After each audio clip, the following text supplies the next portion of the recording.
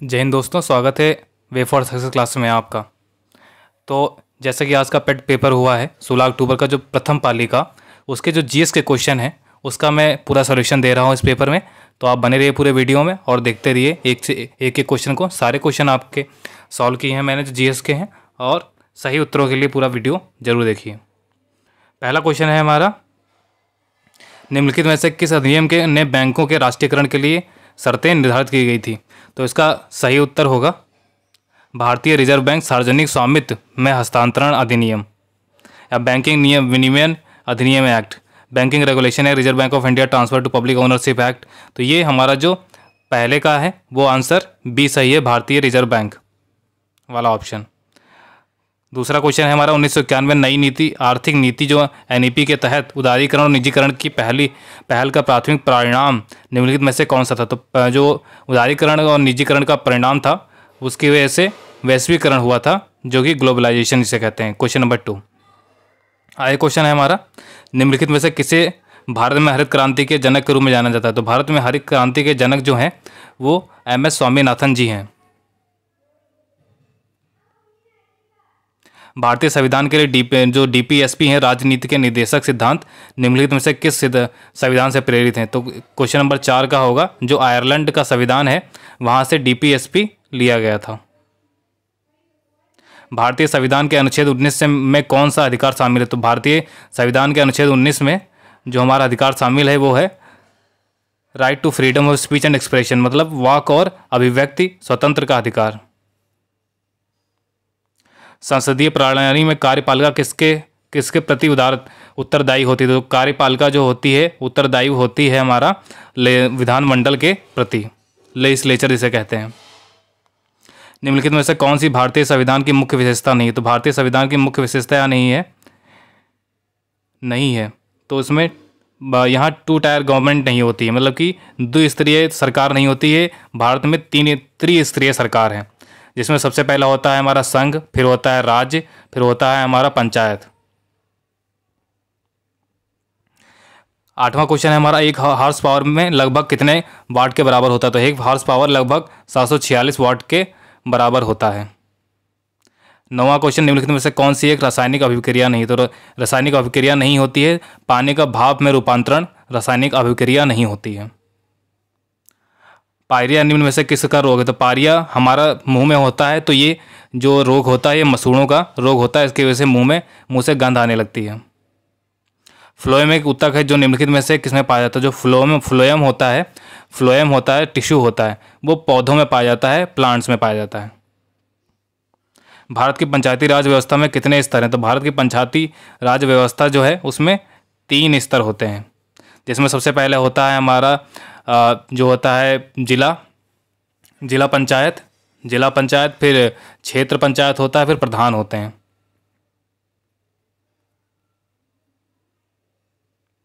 आगे क्वेश्चन देखते हैं, क्वेश्चन नंबर 18 जीएस के हमारे, निम्नलिखित में से कौन सा एसिड कार बैटरी में प्रयोग किया जाता है? तो कार और बैटरी में सल्फ्यूरिक एसिड प्रयोग किया जाता है। 18वें का डी ऑप्शन सही है। आईएनएस तरकास ने किन लाल सागर में नौसेना के जहाज़ों अलमाज पीसी 411 और निमेर के साथ एक समुद्री साझा अभ्यास का आयोजन किया? तो जो इसका सही उत्तर होगा, जो अलमाज पीसी 411 और निमेर पीसी 413 है वो सूडान के साथ हुआ था, अभी जो लाल सागर में नौसेना का प्रयोग हुआ था। अगला क्वेश्चन है, जागृति निम्नलिखित में से किस क्षेत्र संबंधित है?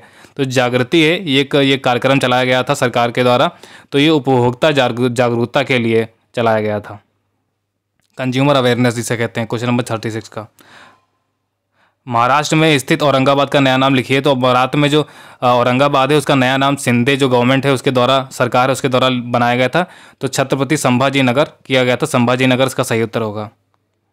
भारतीय पारंपरिक विज्ञान पर किस देश के सर्वदलीय संसदीय समूह को आयुर्वेद रत्न पुरस्कार से सम्मानित किया गया है?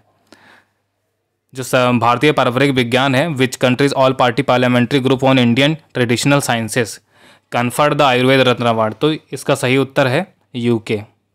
38वें का सही उत्तर है UK, A option. Tata power solar ने किस राज्य में भारत की सबसे बड़ी फ्लोटिंग तैरती और सौर ऊर्जा परियोजना शुरू की है? तो यह शुरुआत की है केरल में। हिमाचल प्रदेश में 21 दिवसीय संयुक्त अभ्यास वज्र प्रहार 2022 किन देशों के बीच संपन्न हुआ है? तो जो वज्र प्रहार है ये संपन्न हुआ है भारत और संयुक्त राज्य अमेरिका के बीच में। निम्नलिखित में से किस कंपनी ने जुलाई 2022 में भारतीय खिलाड़ियों के प्रदर्शन को बढ़ाने के लिए भारतीय ओलंपिक संघ के साथ दीर्घकालिक साझेदारी की घोषणा की है? तो ये कंपनी है रिलायंस इंडस्ट्रीज लिमिटेड। 41 का ये आंसर सही है। जुलाई 2022 में कॉफ़ी बोर्ड ने कॉफ़ी फसलों की जलवायु प्रतिरोधी किस्मों को विकसित करने के लिए किसके साथ एक समझौता ज्ञापन पर हस्ताक्षर किया है? तो यह हस्ताक्षर किया है इसरो के साथ। इसका ऑप्शन बी सही होगा। निम्नलिखित में से कौन सा देश भारत के साथ सबसे लंबी अंतर्राष्ट्रीय सीमा साझा करता है? तो भारत के साथ सबसे लंबी अंतर्राष्ट्रीय सीमा बांग्लादेश साझा करता है। निम्नलिखित में से कौन सी इजराइल की राजधानी? तो इजराइल की राजधानी जो है वो जेरूसलम है। 44वां का ये सही है। डाक कर्मयोगी पोर्टल का उद्देश्य क्या है? तो डाक जो कर्मयोगी पोर्टल है उसका उद्देश्य है कि जो वहाँ की जनता है उनकी कॉम्पिटिटिवनेस बढ़ानी है, अवार्डिंग बेस्ट परफॉर्मेंस, जो मतलब कि enhance the competencies of about 4 lakh ग्रामीण डाक सेवक, जिसको कहते हैं लगभग 4 लाख ग्रामीण डाक सेवकों की क्षमताओं में वृद्धि करना। तो जो डाक कर्मयोगी पोर्टल का उद्देश्य है लगभग 4 लाख ग्रामीण डाक सेवकों की क्षमताओं में वृद्धि करना। तो 45वें का बी ऑप्शन सही है। निम्नलिखित में से किस राज्य में विधान परिषद है? तो विधान परिषद जो है वो कर्नाटका में है। 6 राज्यों में सिर्फ देश में हमारे विधान परिषद है, उसमें से एक कर्नाटका भी है। किस दिन को भारत वायुसेना दिवस के रूप में मनाया जाता है? तो भारत वायुसेना दिवस जो है 8 अक्टूबर को मनाया जाता है, जो कि अभी हाल ही में मनाया गया था। निम्नलिखित में से किसे भारत का स्कॉटलैंड भी कहा जाता है? भारत का स्कॉटलैंड जो है वो कूर्ग को कहा जाता है। तो 48वां का ऑप्शन ए सही है। कौन सी कला मथुरा से स्टेंसिलिंग की पारंपरिक कला है? तो यह कला है हमारी सांझी कला। सांझी कला मथुरा से स्टेंसिलिंग की पारंपरिक कला है। निम्नलिखित में से 2014 में बनाया गया भारत का 29वां राज्य कौन सा था? भारत का 29वां राज्य जो 2014 में बनाया गया था वो तेलंगाना था। आगे क्वेश्चन देखें। निम्नलिखित में से किस व्यक्ति ने प्रसिद्ध पुस्तक the story of my experiment with truth लिखी है? तो the story of my experiment with truth जो है वो महात्मा गांधी जी ने लिखी है। तो 91 का ऑप्शन सी सही होगा। वायुमंडल में ग्रीन हाउस गैस पृथ्वी के अधिकांश उत्सर्जित को अवशेषित करती हैं जो निचले वायुमंडल को गर्म करती है। तो ये होती हैं हमारी इंफ्रारेड रेडिएशन, जिनको कहते हैं अवरक्त विकिरण। तो 52वें क्वेश्चन का ऑप्शन बी सही होगा।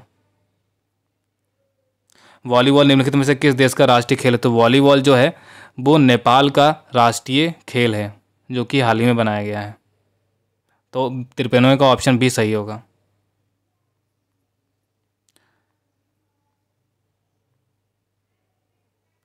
आगे हम देखते हैं जीएस के और क्वेश्चन। पूर्ण स्वराज की मांग करने वाला प्रथम कार्यकर्ता नाम लिखिए। जो पूर्ण स्वराज था उसके जो मांग करने वाले प्रथम कार्यकर्ता जो थे वो हसरत मोहानी थे। हसरत मोहानी प्रथम एक्टिविस्ट थे और कार्यकर्ता थे जिन्होंने पूर्ण स्वराज की मांग की थी। निम्नलिखित में से किसे स्वदेशी आंदोलन का प्रमुख कारण माना जाता है? तो स्वदेशी आंदोलन का प्रमुख कारण था बंगाल को विभाजित करने का निर्णय। तो 89 का ऑप्शन सी सही होगा। ब्रिटिश ने निम्नलिखित में से किस भाषा को भारतीय समाज में प्रस्तुत करने की उत्सुकता दिखाई? तो ब्रिटिश ने भारतीय समाज में अंग्रेजी भाषा को प्रस्तुत करने की उत्सुकता दिखाई थी। भारत सरकार अधिनियम 1935 के प्रावधानों में ब्रिटिश सरकार के अंतिम अधिकार का एक उदाहरण कौन सा था? तो भारत के जो अंतिम अधिकार थे उसमें से एक उदाहरण था कि special power for governors over provincial government, प्रांतीय सरकारों पर गवर्नर के लिए विशेष शक्तियाँ। 91 का आंसर ए सही होगा। फॉरवर्ड ब्लॉक की स्थापना निम्नलिखित में से किसके द्वारा की गई? तो फॉरवर्ड ब्लॉक की स्थापना सुभाष चंद्र बोस द्वारा की गई थी। खिलाफत मुद्दे को उठाने के महात्मा गांधी के निर्णय के पीछे मुख्य कारण था? तो खिलाफत मुद्दे को उठाने के महात्मा गांधी का मुख्य कारण ये था कि हिंदुओं और मुसलमानों के बीच अधिक एकता लाने के लिए, हिंदुओं और मुसलमानों के बीच एकता बढ़ाने के लिए किया गया था।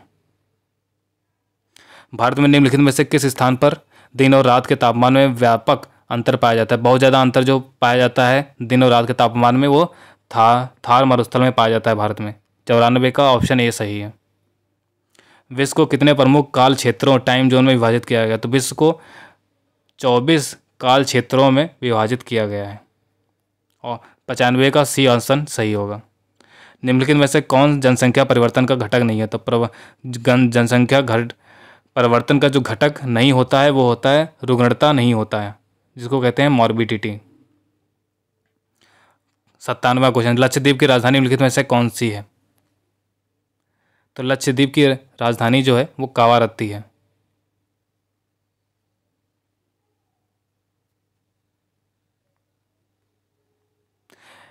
क्वेश्चन नंबर 98, स्थिरता के साथ विकास के उद्देश्य से निम्नलिखित में से कौन सी पंचवर्षीय योजना शुरू की गई थी? तो स्थिरता के साथ विकास के लिए चौथी पंचवर्षीय ये योजना शुरू की गई थी। निम्नलिखित में से किसमें व्यक्तियों या व्यक्तियों के समूह के स्वामित्व वाले व्यवसाय शामिल हैं? तो व्यक्तियों या व्यक्तियों के स्वामित्व वाले समूह जो हैं वो शामिल होते हैं प्राइवेट सेक्टर में, जिसको हम कहते हैं निजी क्षेत्र। 100वां क्वेश्चन, उस जंगल का नाम बताइए जिसे पृथ्वी ग्रह के फेफड़े के रूप में जाना जाता है। तो पृथ्वी के ग्रह के फेफड़े के रूप में अमेजन के वर्षा वन को जाना जाता है, जो अमेजन रेन फॉरेस्ट है उनको जाना जाता है। तो ये रहे हमारे जीएस के क्वेश्चन, जो कि आज के जो पेपर हुआ था हमारा 16 अक्टूबर का शिफ्ट पहले के जीएस के जितने क्वेश्चन थे उसका मैंने आंसर दे दिए हैं आपको, और इसके जो और क्वेश्चन होंगे उसके मैं जल्दी आंसर लाऊंगा। अगर आप पूरा क्वेश्चन आपको देखिए सही सारे के सही सारे उत्तर हैं और अच्छा लगा हो वीडियो तो चैनल को सब्सक्राइब जरूर करिए और इसे लाइक करिए और अपने दोस्तों के साथ शेयर करिए और उन्हें भी आंसर की जरूर पहुंचाइए। तब तक के लिए देखते रहिए चैनल पे। Thank you. जय हिंद।